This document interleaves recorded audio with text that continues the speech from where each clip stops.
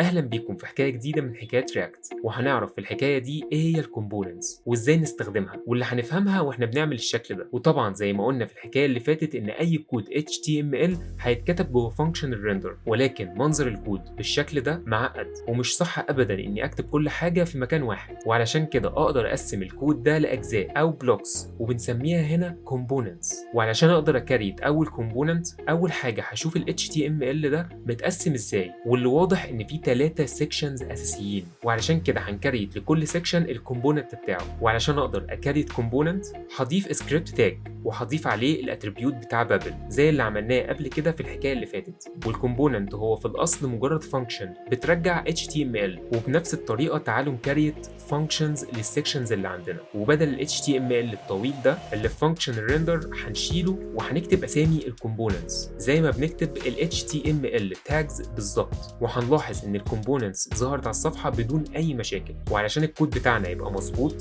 زي ما قلنا قبل كده ما ينفعش كله يبقى في مكان واحد، والافضل اننا نكريت ملف جافا سكريبت لكل كومبوننت عندنا.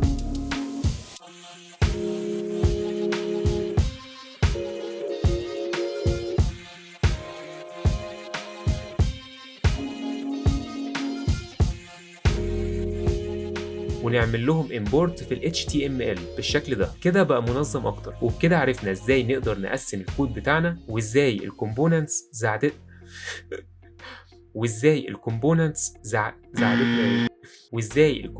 ساعدتنا في ده. ولو عندكم اي اسئله اكتبوا لي في الكومنتات وهنتكلم عنها في حكايات رياكت اللي جايه. واشوفكم في حكايه جديده من حكايات رياكت، والسلام عليكم.